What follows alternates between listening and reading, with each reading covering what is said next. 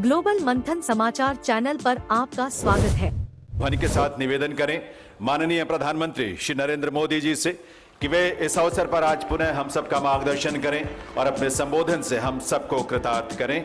माननीय प्रधानमंत्री महोदय।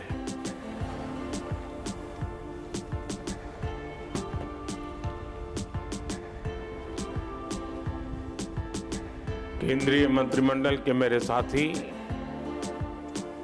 अर्जुन मुंडा जी, फग्गन सिंह कुलस्ते जी, श्रीमती रेणुका सिंह जी, डॉक्टर भारती पवार जी, विश्वेश्वर टूडू जी, अन्य महानुभाव और देश के अलग अलग राज्यों से आए मेरे सभी आदिवासी भाई और बहनों, आप सभी को आदि महोत्सव की बहुत बहुत शुभकामनाएं। आजादी के अमृत महोत्सव में आदि महोत्सव देश की आदि विरासत की भव्य प्रस्तुति कर रहा है। अभी मुझे मौका मिला देश की आदिवासी परंपरा की इस गौरवशाली झांकी को देखने का। तरह तरह के रस, तरह तरह के रंग, इतनी खूबसूरत पोशाकें, इतनी गौरवमयी परंपराएं, भिन्न भिन्न कलाएं, भिन्न भिन्न कलाकृतियां, भांति भांति के स्वाद, तरह तरह का संगीत। ऐसा लग रहा है जैसे भारत की अनेकता, उसकी भव्यता कंधे से कंधा मिलाकर एक साथ खड़ी हो गई है। ये भारत के उस अनंत आकाश की तरह है जिसने उसकी विविधताएं इंद्रधनुष के रंगों की तरह उभर करके सामने आ जाती हैं। और इंद्रधनुष की एक और विशेषता भी है, ये अलग अलग रंग जब एक साथ मिलते हैं तो प्रकाश पुंज बनता है जो विश्व को दृष्टि भी देता है और दिशा भी देता है। ये अनंत विविधताएं जब एक भारत श्रेष्ठ भारत के सूत्र में पिरोती हैं, तब भारत का भव्य स्वरूप दुनिया के सामने आता है। तब भारत अपने सांस्कृतिक प्रकाश से विश्व का मार्गदर्शन करता है। ये आदि महोत्सव विविधता में एकता हमारे उस सामर्थ्य को नई ऊंचाई दे रहा है। ये विकास और विरासत, विकास और विरासत के विचार को और अधिक जीवंत बना रहा है। मैं अपने आदिवासी भाई बहनों को और आदिवासी हितों के लिए काम करने वाली संस्थाओं को इस आयोजन के लिए बधाई देता हूं। साथियों, 21वीं सदी का भारत सबका साथ सबका विकास के मंत्र पर चल रहा है। जिससे पहले दूर सुदूर समझा जाता था, अब सरकार दिल्ली से चलकर उसके पास जाती है। जो पहले खुद को दूर सुदूर समझता था, अब सरकार उसे मुख्य धारा में ला रही है। बीते 8-9 वर्षों में आदिवासी समाज से जुड़े आदि महोत्सव जैसे कार्यक्रम देश के लिए एक अभियान बन गए हैं। कितने ही कार्यक्रमों का मैं खुद भी हिस्सा बनता हूं। ऐसा इसलिए क्योंकि आदिवासी समाज का हित मेरे लिए व्यक्तिगत रिश्तों और भावनाओं का विषय भी है। जब मैं राजनीतिक जीवन में नहीं था, एक सामाजिक कार्यकर्ता के रूप में, संगठन के कार्यकर्ता के रूप में काम करता था, तो मुझे अनेकों राज्यों में और उसमें भी हमारे जनजातीय समूह के बीच जाने का अवसर मिलता था। मैंने देश के कोने कोने में आदिवासी समाजों के साथ, आदिवासी परिवारों के साथ कितने ही सप्ताह बिताए हैं। मैंने आपकी परंपराओं को करीब से देखा भी है, उसे जिया भी है और इनसे बहुत कुछ सीखा भी है। गुजरात में भी उमरगाम से अंबाजी तक गुजरात की पूरी पूर्वी पट्टी, उस आदिवासी पट्टे में जीवन के अत्यंत महत्वपूर्ण वर्ष मेरे आदिवासी भाई बहनों की सेवा में लगाने का मुझे सौभाग्य मिला था। आदिवासियों की जीवन शैली ने मुझे देश के बारे में, हमारी परंपराओं के बारे में, हमारी विरासत के बारे में बहुत कुछ सिखाया है। इसलिए जब मैं आपके बीच आता हूं तो एक अलग ही तरह का अपनत्व मुझे फील होता है। आपके बीच अपनों से जुड़ने का एहसास होता है।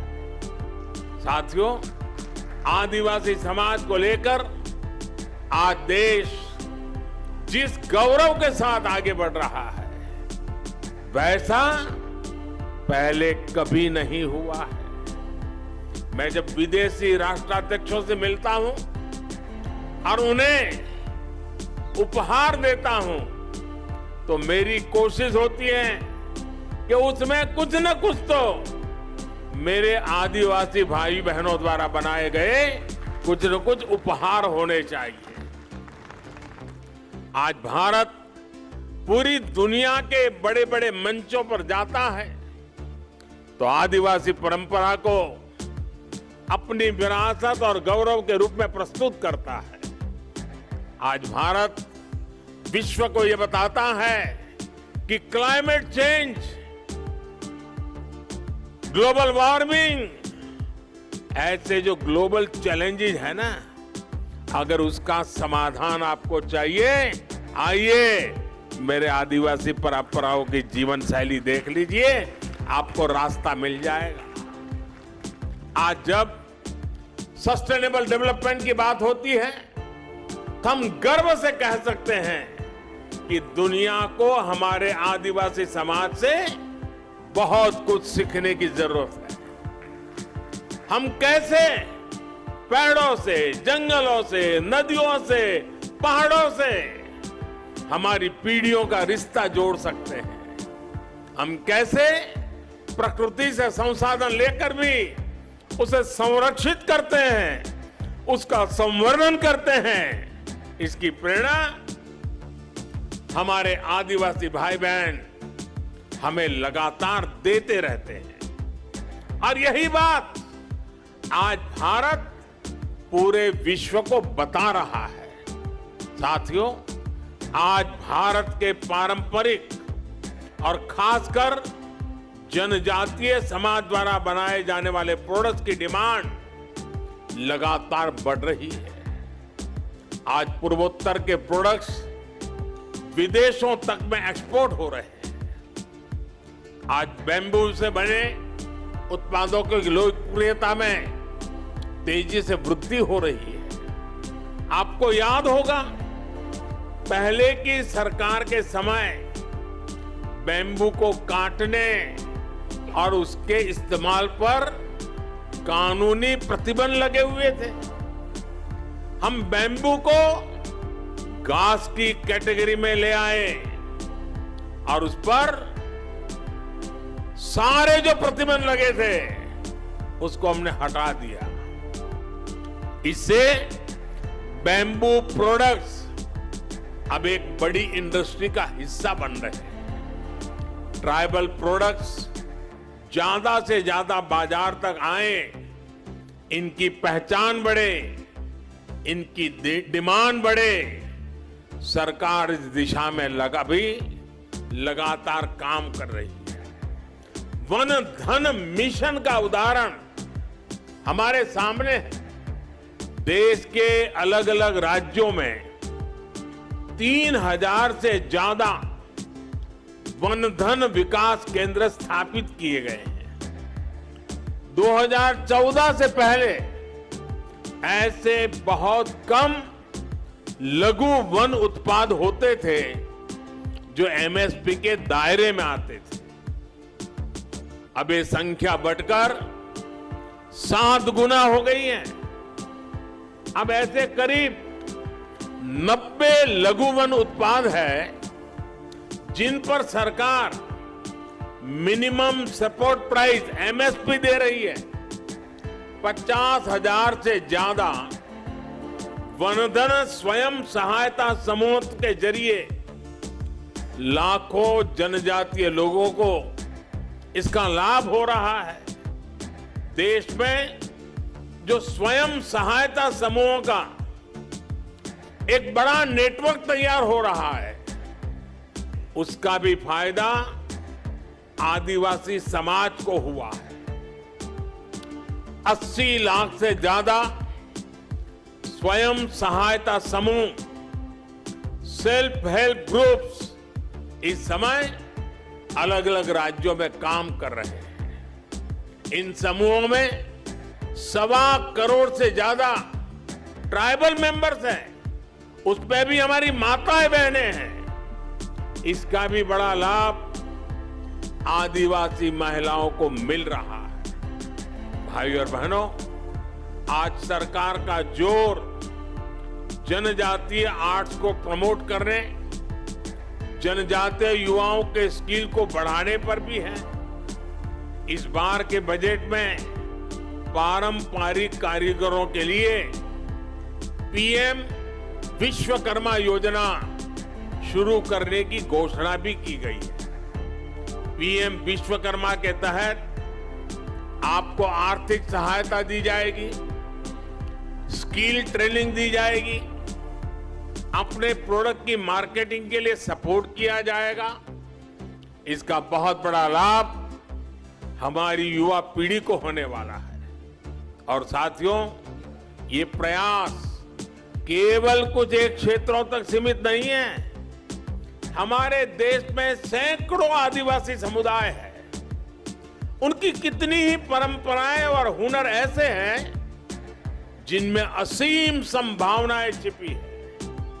इसलिए देश में नए जनजातीय शोध संस्थान भी खोले जा रहे हैं।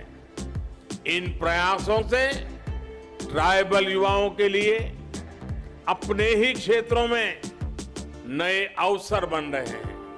साथियों, जब मैं 20 साल पहले गुजरात का मुख्यमंत्री बना था, तो मैंने वहां एक बात नोट की थी। वहां आदिवासी बेल्ट में जो भी स्कूल थे, इतना बड़ा आदिवासी समुदाय था, लेकिन पिछली सरकारों को आदिवासी क्षेत्रों में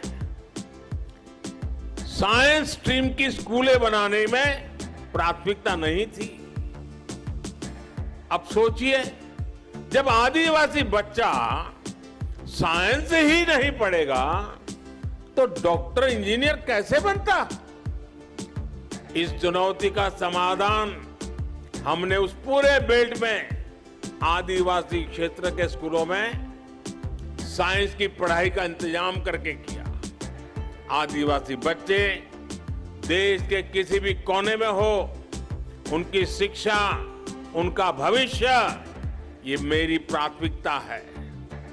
आज देश में एकलव्य मॉडल आदिवासी विद्यालयों की संख्या में 5 गुना की वृद्धि हुई है। 2004 से 2014 के बीच 10 वर्षों में केवल 90 एकलव्य आदिवासी स्कूल खुले थे, लेकिन 2014 से 2022 तक इन 8 वर्षों में 500 से ज्यादा एकलव्य स्कूल स्वीकृत हुए हैं। वर्तमान में इनमें 400 से ज्यादा स्कूलों में पढ़ाई शुरू भी हो चुकी है। 1 लाख से ज्यादा जनजातीय छात्र छात्राएं इन नए स्कूलों में पढ़ाई भी करने लगे हैं। इस साल के बजट में ऐसे स्कूलों में करीब 40,000 से भी ज्यादा शिक्षकों और कर्मचारियों को भर्ती की भी घोषणा की गई है। अनुसूचित जनजाति के युवाओं को मिलने वाली स्कॉलरशिप में भी 2 गुने से ज्यादा की बढ़ोतरी की गई है। इसका लाभ 30 लाख विद्यार्थियों को मिल रहा है। साथियों, आदिवासी युवाओं को भाषा की बाधा के कारण बहुत दिक्कत का सामना करना पड़ता था, लेकिन नई राष्ट्रीय शिक्षा नीति में मातृभाषा में पढ़ाई के विकल्प को भी खोल दिए गए हैं। अब हमारे आदिवासी बच्चे, आदिवासी युवा अपनी भाषा में पढ़ सकेंगे, आगे बढ़ सकेंगे। साथियों, देश जब आखिरी पायदान पर खड़े व्यक्ति को अपनी प्राथमिकता देता है तो प्रगति के रास्ते अपने आप खुल जाते हैं। हमारी सरकार वंचितों को वरीयता, यही मंत्र को लेकर देश विकास के लिए नए आयाम छू रहा है। सरकार जिन आकांक्षी जिला, आकांक्षी ब्लॉक को विकसित करने का अभियान चला रही है, उसमें ज्यादातर आदिवासी बाहुल्य इलाके हैं। इस साल के बजट में अनुसूचित जनजातियों के लिए दिया जाने वाला बजट भी 2014 की तुलना में 5 गुना बढ़ा दिया गया है। आदिवासी क्षेत्रों में बेहतर आधुनिक इंफ्रास्ट्रक्चर बनाया जा रहा है। आधुनिक कनेक्टिविटी बढ़ने से पर्यटन और आय के अवसर भी बढ़ रहे हैं। देश के हजारों गांव जो कभी वामपंथी उग्रवाद से प्रभावित थे, उन्हें अब 4G कनेक्टिविटी से जोड़ा जा रहा है। यानी जो युवा अलग थलग होने के कारण अलगाववाद के जाल में फंस जाते थे, वो अब इंटरनेट और इंफ्रा के जरिए मुख्य धारा से कनेक्ट हो रहे हैं। ये सबका साथ, सबका विकास, सबका विश्वास और सबका प्रयास, इसकी वो मुख्य धारा है जो दूर सुदूर देश के हर नागरिक तक पहुंच रही है। ये आदि और आधुनिकता के संगम की वो आहट है जिस पर नए भारत की बुलंद इमारत खड़ी होगी। साथियों, बीते 8-9 वर्षों में आदिवासी समाज की यात्रा इस बदलाव की साक्षी रही है कि देश कैसे समानता और समरसता को प्राथमिकता दे रहा है। आजादी के बाद 75 वर्षों में पहली बार देश का नेतृत्व एक आदिवासी के हाथ में है। पहली बार एक आदिवासी महिला राष्ट्रपति जी के रूप में सर्वोच्च पद पर भारत का गौरव बढ़ा रही है। पहली बार आज देश में आदिवासी इतिहास को इतनी पहचान मिल रही है। हम सब जानते हैं कि देश की आजादी की लड़ाई में हमारे जनजातीय समाज के उनका कितना बड़ा योगदान रहा है, कितनी बड़ी भूमिका निभाई। लेकिन दशकों तक इतिहास के उन स्वर्णिम अध्यायों पर, वीर वीरांगनाओं के उन बलिदानों पर पर्दा डालने के प्रयास होते हैं। अब अमृत महोत्सव में देश ने अतीत के उन भूले बिसरे अध्यायों को देश के सामने लाने का बीड़ा उठाया है। पहली बार देश ने भगवान बिरसा मुंडा की जन्म जयंती पर जनजातीय गौरव दिवस मनाने की शुरुआत की। पहली बार अलग अलग राज्यों में आदिवासी स्वतंत्रता सेनानी म्यूजियम खोले जा रहे हैं। पिछले साल ही मुझे झारखंड के रांची में भगवान बिरसा मुंडा को समर्पित म्यूजियम के लोकार्पण का अवसर मिला था। ये देश में पहली बार हो रहा है, लेकिन इसकी छाप आने वाली कई पीढ़ियों में दिखाई देगी। ये प्रेरणा देश को कई सदियों तक दिशा देगी। साथियों, हमें हमारे अतीत को सहेजना है, वर्तमान में कर्तव्य भावना को शिखर पर ले जाना है और भविष्य के सपनों को साकार करके ही रहना है। आदि महोत्सव जैसे आयोजन इस संकल्प को आगे बढ़ाने का एक मजबूत माध्यम है। हमें इसी एक अभियान के रूप में आगे बढ़ाना है, एक जन आंदोलन बनाना है। ऐसे आयोजन अलग अलग राज्यों में भी ज्यादा से ज्यादा होने चाहिए। साथियों, इस वर्ष पूरा विश्व भारत की पहल पर इंटरनेशनल मिलेट ईयर भी मना रहा है। मिलेट्स, जिसे हम आमतौर भाषा में मोटे अनाज के रूप में जानते हैं और सदियों से हमारे स्वास्थ्य के मूल में ये मोटा अनाज था और हमारे आदिवासी भाई बहन के खान पान का वो प्रमुख हिस्सा हो रहा है।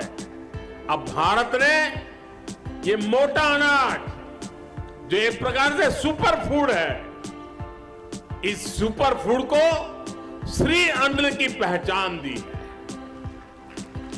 जैसे श्री अन्न बाजरा, श्री अन्न ज्वार, श्री अन्न रागी, ऐसे कितने ही नाम है। यहां के महोत्सव के फूड स्टॉल पर भी हमें श्री अन्न का स्वाद और सुगंध देखने को मिल रही है।